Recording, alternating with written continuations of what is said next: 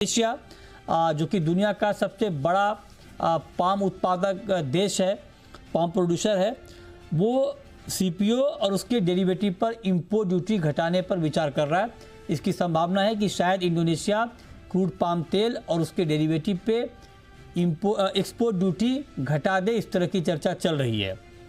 और global market में अपनी हिस्सेदारी बढ़ाने के लिए ये फैसला इंडोनेशिया ले सकता है एक्सपोर्ट टैक्स कम करने का, लेकिन उसका इम्पैक्ट, चूँकि इंडिया बहुत बड़ा इंपोर्टर है पाम तेल का, तो इंडियन मार्केट के ऊपर क्या इम्पैक्ट होगा, इस पर हम बात करेंगे। और बातचीत के लिए हमारे साथ इस वक्त फोन लाइन पर जुड़ चुके हैं संदीप भान साहब, जो कि CEO हैं HD गथरी इंटरनेशनल ट्रेडिंग के। संदीप जी, बहुत स्वागत है आपका जी बिजनेस पर। क्या चल रहा है इंडोनेशिया के दिमाग में सर?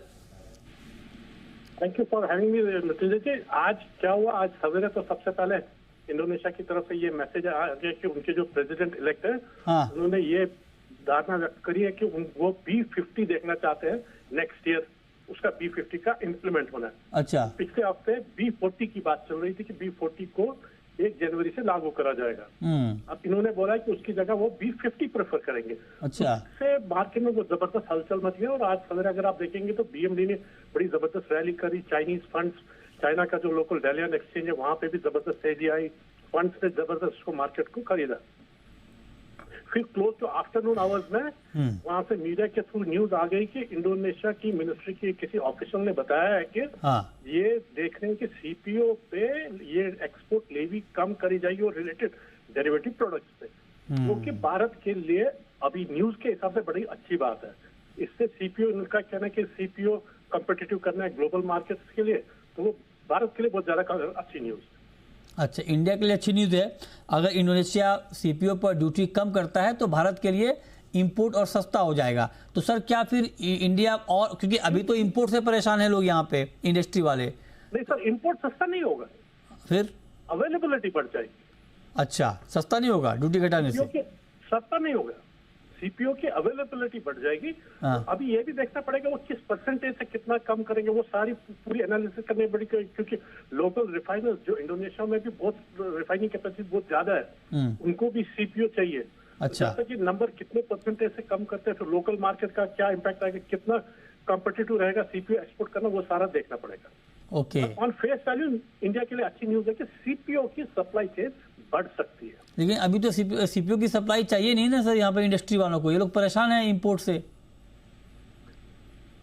अभी तो वैसे ही पाम बड़ा एक्सपेंसिव हो गया है। सोयाबीन ऑयल से एक्सपेंसिव है, सनफ्लावर से एक्सपेंसिव है।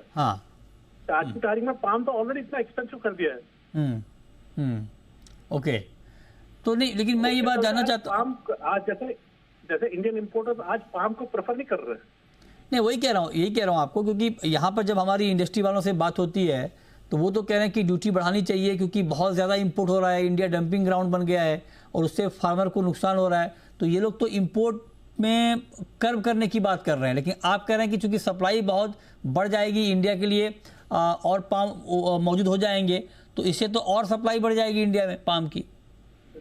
देखिए, एक और चीज अपने को ये ध्यान में रखना है कि अब हम जा रहे हैं लोअर प्रोडक्शन मंथ पे। ये सितंबर और अक्टूबर मैक्सिमम मलेशिया में पीक प्रोडक्शन मंथ है, उसके बाद हम लोअर प्रोडक्शन मंथ में जा रहे हैं। तो नेक्स्ट 6 मंथ्स में उसका भी इम्पैक्ट अपने को देखना है कि वो फ्री फ्लो नहीं आएगा।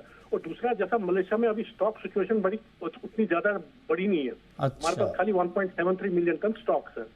इंडोनेशिया में प्रोडक्शन बढ़ नहीं रहा है पिछले साल के मुकाबले। अभी अपन 500,000 to 1 मिलियन टन कम है पिछले साल के मुकाबले इंडोनेशिया में।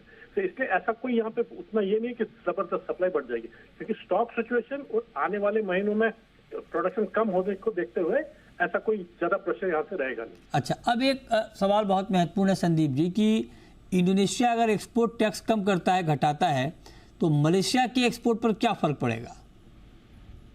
जैसे मैं कह रहा हूँ कि वो इंडोनेशिया कितना परसेंटेज कम करता है, उसमें लोकल रिफाइनर्स कितना एग्रेसिवली बाई करेंगे, वो बहुत बड़ा फैक्टर रहेगा। तो जैसा कि आज आपको मालूम है कि इंडोनेशिया में जो रिफाइनिंग कैपेसिटी है वो मोर देन डबल है सीपीओ प्रोडक्शन के। अच्छा। आइडियली वहां पे हर एक रिफाइनर्स लोकल सीपीओ खरीदना चाहता है और अपना एसेट को रन करना चाहता है। तो उस हिसाब से देखना पड़ेगा कि क्या वाकई में सीपीओ उतना एक्सपोर्टेबल हो जाएगा कि लोकल रिफाइनर उतना पे अप करके उसको ले जाएंगे। नहीं, वो तो ठीक बात है सर, लेकिन मैं ये जानना चाहता हूँ, क्योंकि इंडोनेशिया और मलेशिया ये 2 बड़े प्रोड्यूसर हैं पाम तेल के, तो अगर इंडोनेशिया कोई कदम उठाता है तो टेक्निकली मलेशिया को भी उसके ऊपर सोचना पड़ेगा, क्योंकि अल्टीमेटली मलेशिया का भी एक्सपोर्ट का मार्केट है। तो क्या मलेशिया के अंदर कोई इस तरह की बातचीत हो रही है, कोई स्ट्रेटेजिक प्लानिंग काउंटर करने के लिए इंडोनेशिया को? मलेशिया में अभी मलेशिया ने ऑलरेडी एक्सपोर्ट टैक्स लोअर रखा है। मलेशिया का जो हाईएस्ट ब्रैकेट है एक्सपोर्ट टैक्स का, वो 8% है ऑन द एवरेज प्राइसेस। अच्छा, तो वो ऑलरेडी एक लोअर लेवल पे है। आज अगर आप देखिए तो इंडिया से जो मैक्सिमम इंपोर्ट हो रहा था तो वो मलेशिया से हो रहा था, क्योंकि मलेशिया कॉम्पिटिटिव था इंडोनेशिया के सामने। अच्छा, एक बात और, आपके हिसाब से इंडोनेशिया कितना कट कर देगा, जो एक बड़ा चैलेंज हो जाएगा मलेशिया के लिए या बाकी प्रोड्यूसर के लिए, कितना कट करने पे हो जाएगा सर आपके हिसाब से? सर ये कहना अभी बड़ा मुश्किल है। अगर कम कर सकते हैं तो जैसे लेवी इनको जो प्राइस ब्रैकेट में ये बढ़ाते हैं खाली $5 जो प्राइस डिफरेंट बैंड में $5, अब 5 की जगह $10 घटाएंगे या $15 घटाएंगे, अभी कहना बड़ा मुश्किल है। नहीं, मैं वही कह रहा हूँ सर, अगर घटा दे, मान लीजिए $15 घटा दे तो क्या होगा फिर? $15 से कोई सिग्निफिकेंट इफेक्ट आएगा नहीं। अच्छा, नहीं आएगा। ओके, लेकिन आप जरा एक बात बताएं कि इंडोनेशिया के मन में आखिर ये चल क्यों रहा है? मतलब इंडोनेशिया क्यों चाहता है कि एक्सपोर्ट टैक्स कम कर दे? मतलब ग्लोबल मार्केट में क्या चैलेंज है उनके सामने अभी इस वक्त? आज की तारीख में सीपीओ में कोई ग्लोबल चैलेंज इंडोनेशिया के पास है नहीं, क्योंकि सीपीओ की इंडोनेशिया की खुद की रिक्वायरमेंट इतनी ज्यादा बढ़ गई है अब, क्योंकि refining capacity more than double हो गई है। रिफाइनिंग इंडस्ट्री में थोड़े से चैलेंजेस आ रहे हैं आज की तारीख में इंडोनेशिया में, क्योंकि कॉम्पिटिटिवनेस है नहीं सर, ये जो बात आप संदीप जी कह रहे हैं, अगर इंडोनेशिया की रिफाइनिंग इंडस्ट्री इतनी मजबूत है, वहाँ पे खुद उनका पोटेंशियल बहुत ज़्यादा है, तो फिर वो एक्सपोर्ट को टारगेट क्यों कर रहा है? सर वही इसीलिए तो कह रहा हूँ, अब वो अगर कर रहे हैं, कम भी करेंगे, उस कम को रिफाइनर जरूर देखेगा कि क्या मैं उसको पे अप कर सकता हूँ तो अपनी रिफाइनरी रन करने के लिए। अच्छा, न्यूज तो दी है इन्होंने, पर अभी ये न्यूज ऑफिशियल भी नहीं है। हाँ, ऑफिशियल नहीं है, बात ठीक है, अभी तो खबर आई है। हाँ जी। अच्छा, एक बात सर, बोलना बड़ा मुश्किल है। जी, एक आखिरी सवाल संदीप जी, पाम ऑयल का प्राइस अभी इंडिया के पॉइंट ऑफ व्यू से कैसा रहने वाला है?